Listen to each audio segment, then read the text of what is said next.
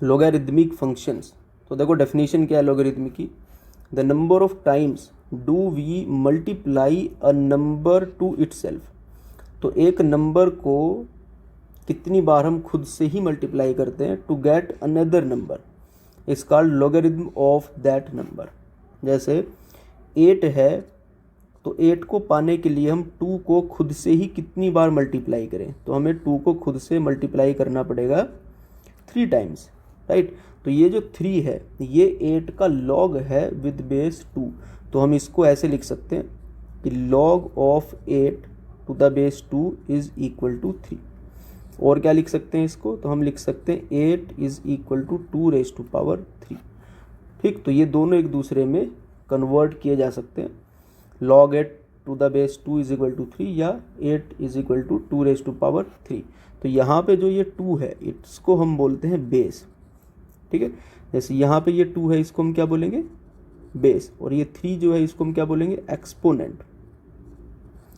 ठीक है, तो यही 3 यहाँ पे क्या हो जाएगा, इट इज एक्सपोनेंट। तो इस तरीके से हम लॉग को डिफाइन कर सकते हैं। तो किसी नंबर को पाने के लिए किसी दूसरे नंबर को हम खुद से ही कितनी बार मल्टीप्लाई करें वही लॉग है।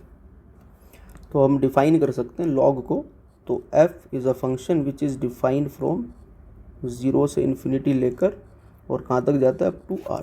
तो इसकी जो डोमेन है that is 0 to infinity, and जो रेंज है या जो कोडोमेन है that is r, all real number.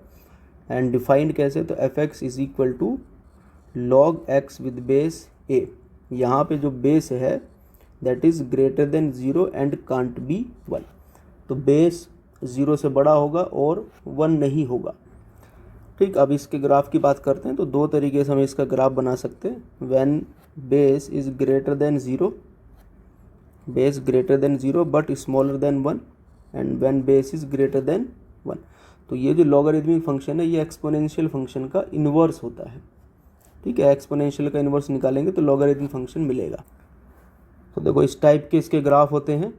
अगर बेस 0 और 1 के बीच में है तो फिर इस टाइप का ग्राफ बनेगा, डिक्रीजिंग का और नीचे की तरफ जा रहा होगा। और अगर बेस 1 से बड़ा है तो फिर ये इंक्रीजिंग जो कर्व है ये बनेगा। ठीक है, दोनों ही केस में एक्स एक्सिस को जो कर्व है वो कट करेगा 1 पे। तो 1,0, तो 1 पे वैल्यू 0 हो जाएगी, और ऐसे यहाँ पे 1,0। तो हमने ग्राफ बनाया कि इसका y is equal to log x to the base a, where base is lying between 0 and 1। Here y is equal to log x to the base a, where a is greater than 1, right. तो जो पहला curve है it is decreasing curve, value जो है वो decrease हो रही है। तो अगर हम x बढ़ा रहे हैं तो y जो है वो घट रहा है। ये वाला जो कर्व है सेकंड इट इज़ इंक्रीजिंग, और इसमें अगर आप x को बढ़ाते हो तो y साथ ही साथ बढ़ रहा है।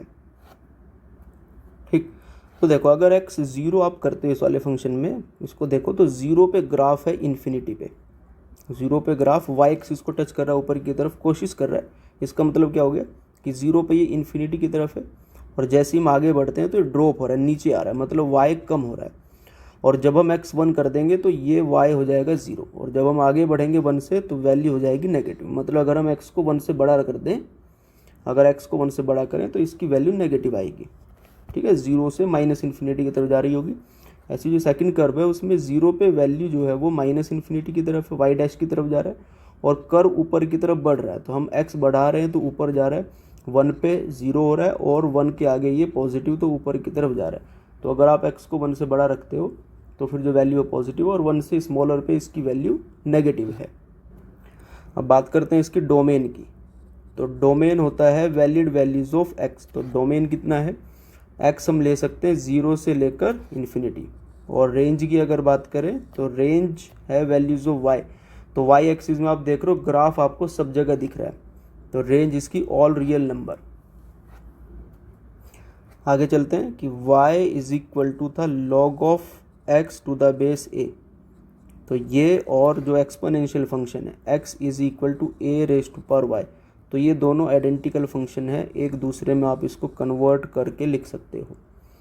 ठीक, तो क्या किया, जो ये x है, जो लॉग में आपको नंबर दिख रहा होगा लॉग x, ये इक्वल टू होगा जो बेस है उसकी पावर, ये जो भी लेफ्ट में लिखा हुआ है, ठीक। जैसे हमने लिखा log x to the base a is equal to 2, तो हम यहाँ से x को क्या लिख सकते हैं कि ये जो बेस है a, इसकी पावर राइट साइड वाला, तो x को क्या लिखेंगे a रेस टू पावर 2, ठीक है। तो इस तरीके से हम इनको एक दूसरे में कन्वर्ट कर सकते हैं, और उससे पहले हमें ध्यान रखना पड़ेगा कि जो भी रिक्वायरमेंट है फंक्शन की वो फुलफ़िल हो। जैसे बेस है वो 0 से बड़ा और 1 नहीं होना चाहिए, तो वो फुलफ़िल होना चाहिए, और जो x है वो होना चाहिए ग्रेटर देन 0। तो यहाँ पे दो चीज़ें हैं कि एक तो बेस की बातें हो रही है कि base should be greater than 0 और बेस 1 नहीं हो सकता, और क्या है, तो और है कि जो x है जिस पे आप log लगा रहे हो दैट मस्ट ग्रेटर देन 0। तो इन बातों को हमें याद रखना, बेस 0 से बड़ा 1 नहीं हो सकता, और जिस पे log लगाया जा रहा है वो 0 से बड़ा होना चाहिए। अब इसमें कुछ स्पेसिफिक log हैं, जैसे log x to the base e, इसको हम बोलते हैं नेचुरल लॉग, इसको बोलेंगे नेचुरल लॉगरिथम, ठीक है। इसको इस तरीके से भी लिखा जाता है ln और x। ln का मतलब हो गया नेचुरल लॉग ऑफ x, तो अगर नेचुरल लॉग है तो उसका मतलब है कि बेस e रहा होगा, जहाँ पे जो e है इसकी वैल्यू होती है 2.71828 अप्रॉक्सीमेटली, ऐसा कुछ, तो 2 से ज़्यादा है। और दूसरा जो log जनरली यूज होता है that is log x to the base 10, तो 10 अगर बेस है तो इसको हम बोलते हैं कॉमन लॉगरिथम, ठीक। तो अब इसके बाद हम पढ़ रहे हैं कुछ प्रॉपर्टीज़ जो log में हमें काम आती है। Now some properties of logarithm, तो इसमें हम कुछ बातों को कंसिडर कर रहे हैं जिससे कि log जो हमारा वो सेटिस्फाइड रहे। तो फर्स्ट है कि a जो हम बेस यूज़ करेंगे वो 0 से बड़ा होगा और 1 नहीं होगा, ठीक। दूसरा हम कुछ नंबर्स m और n यूज़ करेंगे, वो दोनों ही ग्रेटर देन 0, और एक n यूज़ करेंगे तो वो होना चाहिए बिलोंग्स टू r, मतलब n can be any real number, और जो स्मॉल m है that also can be any real number. तो देखो पहली जो प्रॉपर्टी है दैट इज़ कि log 1 to the base a is 0, तो log 1 की value with any base is 0, ठीक है। तो अगर 1 आ गया और बेस चाहे कुछ भी है, मतलब डिफाइंड कोई भी बेस है, तो उसकी वैल्यू हो जाएगी 0। तो पहली प्रॉपर्टी है ये। दूसरी प्रॉपर्टी है कि log a to the base a it is 1, तो अगर ये दोनों सेम हो जाते हैं तो वैल्यू इज़ 1, ठीक है। इसको आप डेफिनेशन से समझ सकते हो। देखो जैसे पहले वाला है कि log 1 to the base a, तो देखो बेस a है तो a की कितनी पावर की जाए, a को कितनी बार खुद से मल्टीप्लाई करें कि 1 आए, तो 0 टाइम करना पड़ेगा, a रेस टू पावर 0 करेंगे तो आएगा 1। ऐसे log a to the base a is 1, तो इस a को, बेस वाले a को कितनी बार मल्टीप्लाई करें कि a मिले, तो 1 टाइम करना पड़ेगा, इसलिए 1 आ गया। देखो नेक्स्ट है log a की पावर अगर स्मॉल n है और टू द बेस a, तो इज इक्वल टू आ जाएगा n, ठीक है। देखो a बेस है तो a बेस की को खुद से कितनी बार मल्टीप्लाई करें कि a raise to power n आए, तो a को n टाइम खुद से मल्टीप्लाई करेंगे, a raise to power n लाने के लिए a को n टाइम खुद ही से मल्टीप्लाई करेंगे तो आएगा, तो इसलिए n टाइम हमारा आंसर हो गया, ठीक है। इसी को हम जनरलाइज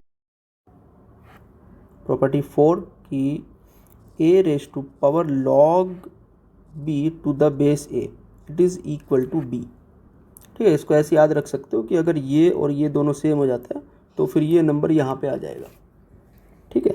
अगर बेस ये दोनों सेम हो जाते हैं, एक्सपोनेंट वाले का भी log का भी, तो फिर आप क्या करो, ये जो भी नंबर है इसी को यहाँ पे उतार दो, तो आप ऐसे इसको याद रख सकते हो। नेक्स्ट इज कि log of m to the base a plus log n to the base a is equal to हो जाएगा log of m n to the base a। तो m इंटू एन कर देंगे, अगर प्लस में है log में तो दोनों नंबर्स को हम मल्टीप्लाई करें, प्लस है तो मल्टीप्लाई करेंगे, और इसी तरीके से अगर बीच में होता माइनस साइन, अगर ऐसा कुछ होता माइनस साइन, तो उसके लिए करते हैं log to the base a, तो m बाई n। तो कैसे याद रखना है, अगर प्लस होगा तो मल्टीप्लाई कर लेंगे और माइनस होगा तो डिवाइड कर लेंगे। नेक्स्ट है, अगर कुछ इस टाइप की सिचुएशन है कि log n और उसकी पावर है m और ये बेस है a, तो क्या करेंगे, इस पावर को बाहर ले आएंगे, तो m बाहर आ गया log n to the base A, तो ऐसा कुछ बनेगा। एम को क्या किया हमने, बाहर ले आए। और इसी में अगर ऐसा कुछ होता है लॉग एन, और जो बेस है सपोज इसकी पावर है, तो अभी भी क्या करेंगे, इस m को बाहर लाएंगे लेकिन रेसिप्रोकल करेंगे। तो m बाहर तो आया लेकिन क्या हो गया, रेसिप्रोकल हो गया। और बाकी क्या बचा, तो log n to the base a। Next है कि हम कुछ ऐसा चाह रहे हैं कि बेस को चेंज करें, जैसे log m to the base b था, हम चाह रहे हैं कि बेस b की जगह पे कुछ और कर दें। तो देखो उसको कैसे करना है वो आप ध्यान से देखो। तो हम क्या करेंगे, log लिखेंगे ऊपर नीचे दोनों साइड, ऊपर भी log लिखा नीचे भी। अब देखो लेफ्ट में हमें 2 नंबर दिख रहे हैं, हमेशा 2 नंबर दिखेंगे, एक यहाँ पे एक यहाँ पे। तो आपको क्या करना है, ये दोनों नंबर लिखने हैं। ऊपर वाला नंबर ऊपर लिखा, नीचे वाला नंबर नीचे लिखा। ये बात समझ आ गई। पहले हमने दोनों लॉग लिखे, ऊपर लॉग नीचे लॉग, और जो ऊपर एक नंबर दिख रहा है ऊपर वाला, इसको ऊपर लिख दिया, नीचे जो दिख रहा था उसको नीचे वाले लॉग के साथ लिखा। अब देखो आप ये सोचो कि आपको नया बेस क्या चाहिए, तो जो नया बेस चाहिए वो अब यहाँ पे लिख दो, दोनों के बेस में, ए यहाँ पे ए यहाँ पे, तो ये चेंज हो गया। ठीक है, तो इस तरीके से आप इसको याद रख सकते हो, इसको बोलते हैं बेस चेंजिंग थ्योरम। ठीक है, इसका पहला पार्ट ये है। और दूसरा जिसमें हम बेस को चेंज कर रहे हैं कि log of B to the base A है, तो इसको आप ऐसे लिख सकते हो, log A with base B. ठीक है, तो इंटरचेंज अगर आपको करना है तो रेसिप्रोकल करना पड़ेगा। 10th है A raise to power log of X to the base B, तो ये इज इक्वल टू हो जाएगा X raise to power log A with base B. तो क्या किया हमने, इस ए और इस एक्स को इंटरचेंज कर दिया, तो एक्स नीचे आ गया, ए ऊपर आ गया। तो ऐसा आप कर सकते हो, ये प्रॉपर्टी है लॉग की। ऐसा करने से लॉग की वैल्यू पे कोई फ़र्क नहीं पड़ेगा।